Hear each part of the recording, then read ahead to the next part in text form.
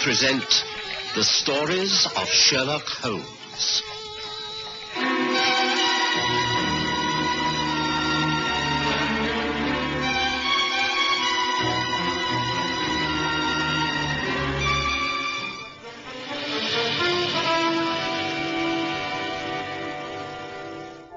As a medical man, I'd always been a great believer in looking to nature for the secret of health.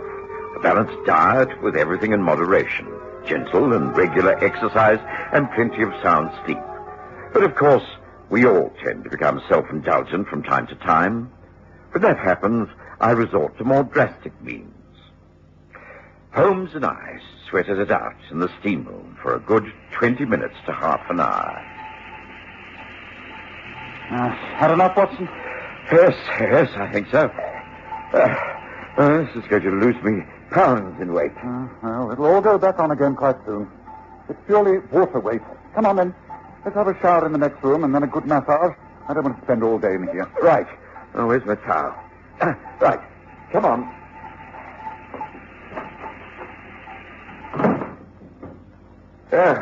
This will turn us up.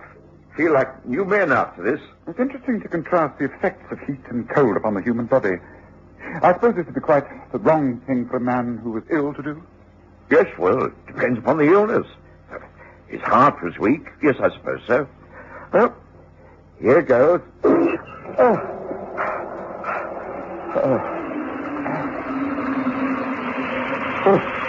or 3 minutes of this will be enough.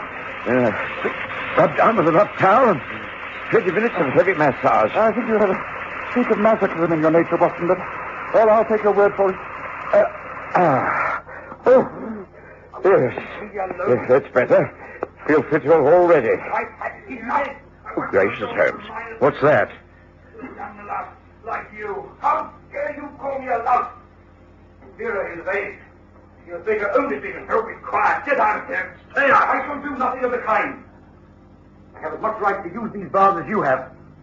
I come here regularly, and I shall continue to do so. And no stupid, mad old inventor is going to... I'm warning you, Ashby. I can't tolerate your persecution much longer. I don't want to persecute you. I want to ignore you. I find you interfering in any way. You what? Think a weak, feeble old fool like you can scare me? I'll find a way to make you pay for this. I'll kill you. If you get the chance. It will be quite simple for me to put you out of your misery first. Why, gentlemen, please. There are other people in here. This is a respectable establishment. We can't allow personal quarrels to take place within these walls. Now, kindly dress and leave here as soon as possible. Very well. But I warn you, Kenyon, I won't tolerate much more of this. You'd better pull yourself together and be more reasonable. You'll regret it. And you'd better mend your ways, and above all, stay away from my daughter. Common oaf. No good loafer. Only after her money, I know that. Now, that's enough, sir. I must ask you to leave. There are other clients waiting. Have that way out, please. Good morning, Mr. Holmes. Dr. Watson. I'll be with you in a moment. Watson? Did you say Watson? Yes, a strange morning we are, meeting all the odd types in here. Remember me, Watson? Rex Kenyon, Research Department at Battersea Institution. Yes, of course I do. Some years ago. I'd never have known you. You've changed so considerably. Oh, lost a bit of hair and slimmed down. On the other hand, you look portly and prosperous. Suppose you quacks always win, huh? Come out on top. The only people who can bury their mistakes, huh? Well, I can't waste more time in here. I'll be back next week. I'll leave your tip at the office. Goodbye, Watson. What an extremely unpleasant man. Yes, he always was, if I remember. Just make yourself comfortable on the massage tables, gentlemen. You first, Dr. Watson. Just relax, Mr. Holmes. Sleep, if you like. I should think sleeping in here is almost impossible. I don't know. Some people do. Back and shoulders first, Doctor. Who was that man, Watson? Rex Kenyon, did he say? Yes, that's right. I met him some while ago when I was doing some research at the same institute. He used to be a very clever scientist. Turned his attention to many inventions. Patents for dozens of things from steam pumps to vacuum flasks. Vacuum flasks? Yes, small portable flasks for carrying hot drinks. Doesn't seem to have caught on, or perhaps he can't find a firm to mass-produce them. He uses one himself. Brings in cold water to drink. I think it's largely laced with brandy. Rex Kenyon's a very complex man. Terrible temper, you must have heard. Who was the man he was arguing with? Young John Ashby. Another one with a foul temper. Apparently, Ashby's keen on Kenyon's daughter, causing untold trouble. They come here and raise Cain. No wonder you allow it. Oh, I have complained, and they've been warned that it's got to stop. We've tried to persuade them to make different appointments, but each claims he was first in booking these hours. Oh, very trying. Well, I must say I'm shocked at Kenyon's appearance. He looks dreadfully ill to me. Oh, can you concentrate on my right shoulder? I think I've a touch of fibrositis there. Yes, that's it. Yes, a bit of a knot here. Just under that old I wall. suppose the incident with Rex Kenyon would have been totally forgotten if we hadn't had a visitor a couple of days later. I came home in the afternoon to find Mrs. Hudson had just announced a young lady. Ah, Watson, back just the right time. This is Miss Vera Kenyon. She's come to see you and not me. Shall I leave you? Oh, please. Please, Mr. Holmes, please don't. The fact is, I would welcome your advice. Oh, what's it all about? Oh, do be seated. I assure you that we shall both help you if we can. Well, my father is Rex Kenyon.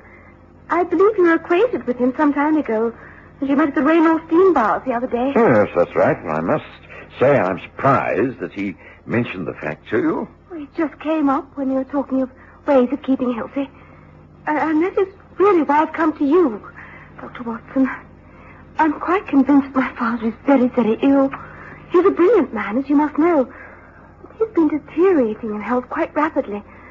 And it's affecting his whole personality. He will not go to a doctor. He hasn't any faith at all in the medical profession.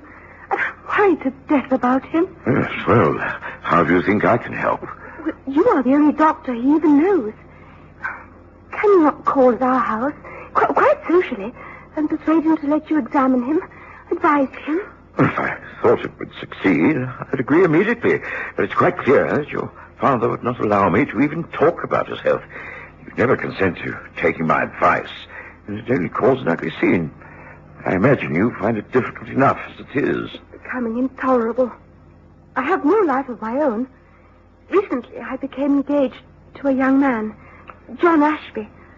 I was forced to break off the engagement when father behaved like a madman, ranting and screaming and threatening to cut me off without a penny. I'm afraid John also has a bad temper. Between the two of them, I'm at my wit's end. I'm sorry, I really don't think I can help at all. What do you advise, Holmes? I should think a change of scenery for all concerned would be the best plan. Can you not persuade your father to take a short vacation, get away into the country, even for a few weeks? I have suggested this many times. He'll not hear of it. All he wishes to do is spend most of the day in his workshop attached to the house, drink at the public house, the Falcon, and visit the steam bars 3 times a week. It's the pattern of a total eccentric, but he will not break it. I cannot see what we could do to help. Mr. Holmes, if a visit by Dr. Watson to our home will anger Father, then can you not call? You're famed for your scientific approach to life. Surely you and Father could find something in common. Perhaps you might have an influence over him. I very much doubt it. If anything specific arises, I will most certainly call upon you, but like Watson at the moment, I don't see what good I can do. I'm sorry, but that's that.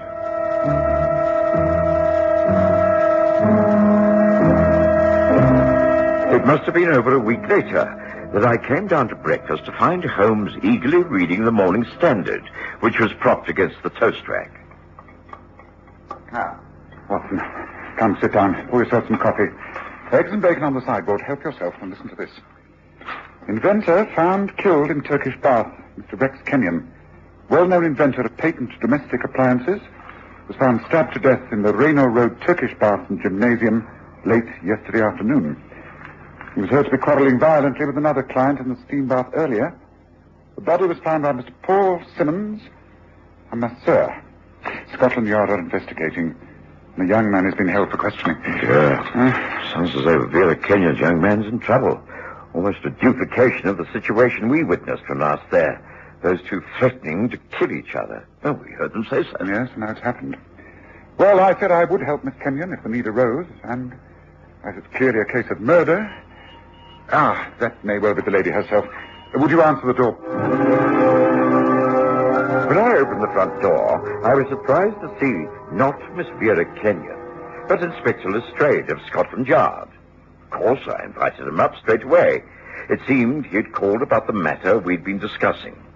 Holmes poured him coffee, urged him to smoke his pipe, and get down to the purpose of the visit.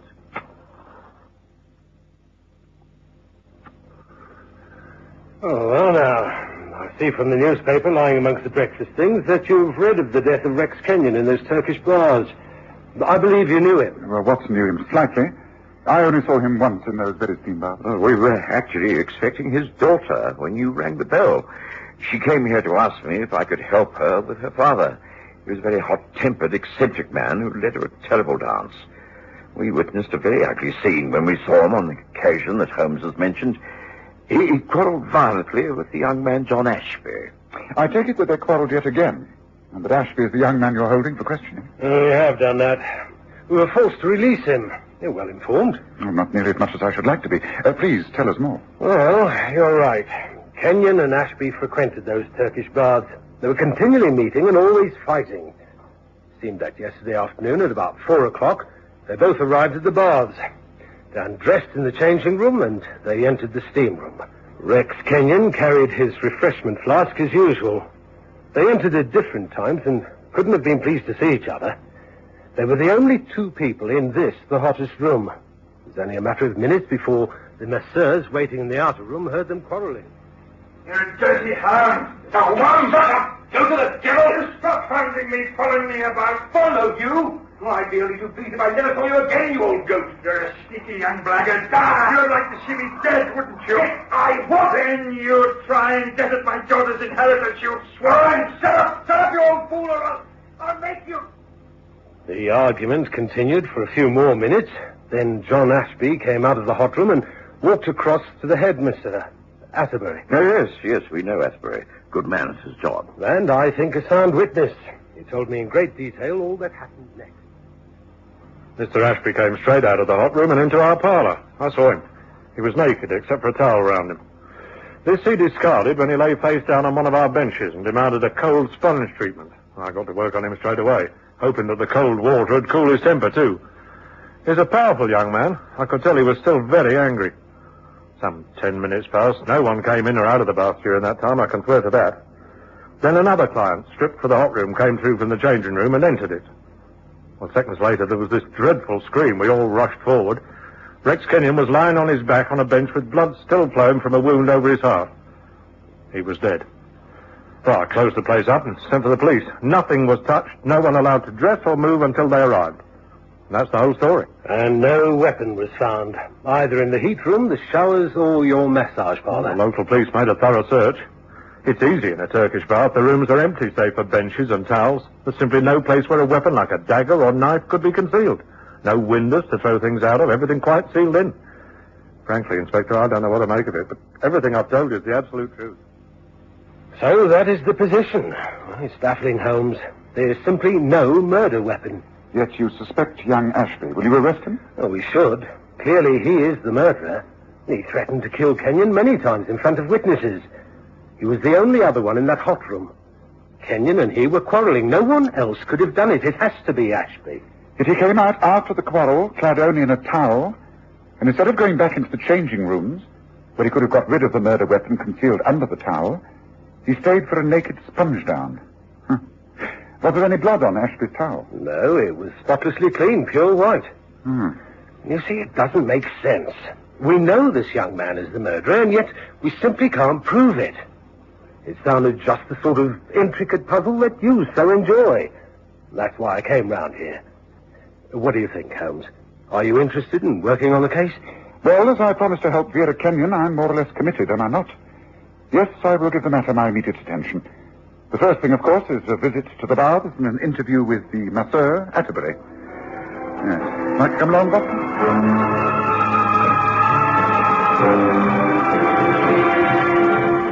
We went immediately to the Turkish baths, and Holmes had a long talk with Atterbury, who simply repeated everything he'd told Lestrade. The steam room was not working. Nothing had been touched since the baths had been closed down. We both knew our way about the place, but it was clearly a waste of time. Then Holmes suggested taking a hansom to the Kenyon home. Lestrade knew where it was, and when we arrived, we found a tearful Vera Kenyon and a rather belligerent John Ashby. Oh, Mr. Holmes, Dr. Watson, how good of you to come. I know John didn't do it. He didn't kill my father. Of course I didn't. I didn't like the old man. We hated each other, and it's no use pretending we didn't. I know that the circumstances are dead against me. I can't see how he could have been murdered, and I don't know who was responsible, but it wasn't me. If my father had killed John, I could have understood it. He didn't want John anywhere near me or the house. Why should John want to kill Father? It has been suggested that with your father out of the way, you would inherit a great deal of this estate. If you married John Ashby, then he would automatically become a rich man. That's a lie. A flaming great lie. And if I meet up with whoever said that, I'll... John, please. You also have a violent, ungovernable temper. All right, I admit it. But my temper goes as quickly as it comes. Lots of murders are committed in acts of rage. But I didn't do it. I swear I didn't. Please, Mr. Holmes, you've got to believe me. Oh, yes, I do. This killing wasn't committed on the spur of the moment. It was quite premeditated and cunningly thought out. Oh, and perhaps you will be able to tell us what Ashby cannot. Who killed Kenyon? How did he get rid of the weapon? And what do we do now? Well, I don't know about you. Perhaps someone could arrange a pot of tea. But I should like Miss Kenyon to show me over the house, and in particular her father's workshop. That I should be most interested to see. Oh, but of course. John, would you be good enough to slip into the kitchen and ask cook to give us tea up here in half an hour? Do you wish to see the house also, Dr. Watson? If so, then please come with me. I'm sure you'll excuse me, won't you, Inspector? We left a rather bewildered Lestrade and an irritated John Ashby and were shown over the house. Holmes just glanced into the rest of the rooms, but was clearly most interested in the outbuilding. It was a large, well-equipped type of workshop, filled with benches, Bunsen burners, retorts, metal gadgets, and dozens of tools, each appropriate to the experiment being conducted according to the plans pinned above the bench. It was a fascinating place, one in which Holmes could have spent many hours, but he appeared to know just what he was looking for. He prowled around until he came upon a small desk. On the wooden frame was a small design sketched on squared paper. Yes, this is interesting, Watson. See, it's a sort of scabbard. Your father did a great deal of work in metal, Miss Kenyon? He worked in all types of material. Yes, he welded metal into all kinds of instruments and designs. Now, I wonder what happened to this particular subject. Yes, in a drawer, perhaps. No, there's nothing here, although a small book. Deliveries of materials, I think. Orders for things he needed. It says here, 7 pounds of ice, cylinder of CO2 gas. That seems to have been ordered several times, and the last delivery on the day of his death. Yes, now I think all is clear. Look, I'm blessed if I can follow this. Neither can I. I cannot explain. The only way I can tell you what happened is to show you. A practical demonstration of your father's abilities. Now, wait just one moment. I need to look around. Yes, it's clear that if something is intended not to be found, it will be deliberately thrown away, and so the dustbins and rubbish boxes. Now, here, this. Now, what about this? What on earth is it? Looks like some form of metal mold. Good, Watson. That's exactly what it is. And now the gas cylinder. Where did they take the empty ones to be taken away? I think there, by the back exit. Yes. Look, there's one by the door. Yes. This is what we're after. Do you have ice in the house, Miss Kenyon? It is very important. Yes, I think in the kitchen. Father installed his own type of gas refrigerator. Then please go and get me a bucketful and ask Mr. Ashby and Inspector Lestrade to come here at once, please. The tea can wait. Oh, very good, Mr. Holmes. Now, Watson, help me to bring that cylinder back near to this bench, will you? This experiment. I did exactly as Holmes instructed, and by the time Vera Kenyon had returned with the ice and Ashby and the inspector had joined us, Holmes appeared satisfied. He started on his demonstration. I don't know how familiar you are with chemistry experiments, but of course Rex Kenyon was an expert. He successfully invented a small type of vacuum flask, the Kenyon flask, which kept the liquid poured into it at exactly the same temperature, be it boiling hot or ice cold, for many hours. He also knew that CO2, carbon dioxide, has a very low freezing point. 80 degrees centigrade.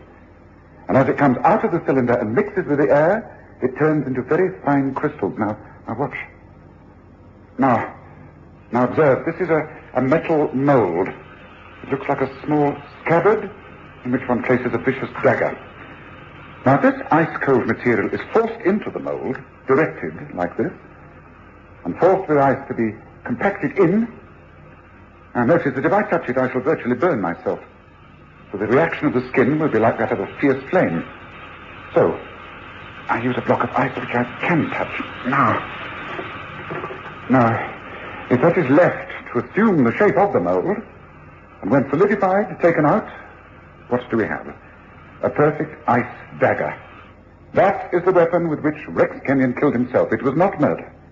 It was suicide made to look like murder, and done so that another man's life should be forfeited. That's what this case is all about. It wasn't until we were back at Baker Street and I was mulling over all that Sherlock Holmes had demonstrated that the pieces of the jigsaw began to fit together. Kenyon used to turn up at the Turkish bath with a vacuum flask. It was the only other article than the towels that went into the hot steam room.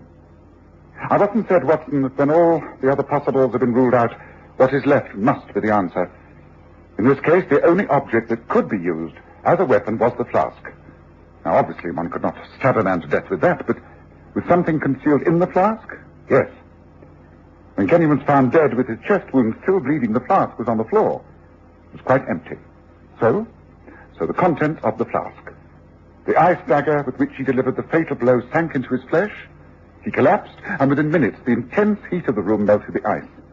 The murder weapon disappeared. And he died hoping that Ashby would be convicted of murder. But why, Holmes? I mean, why did he kill himself? I think as a medical man you can guess, Watson. You remarked that he looked desperately ill. I believe a post-mortem will show that he was suffering from an incurable disease, that he had only a few months to live. That's why he had to work quickly. Well, let's hope Lestrade realizes the truth, and the truth is the only answer.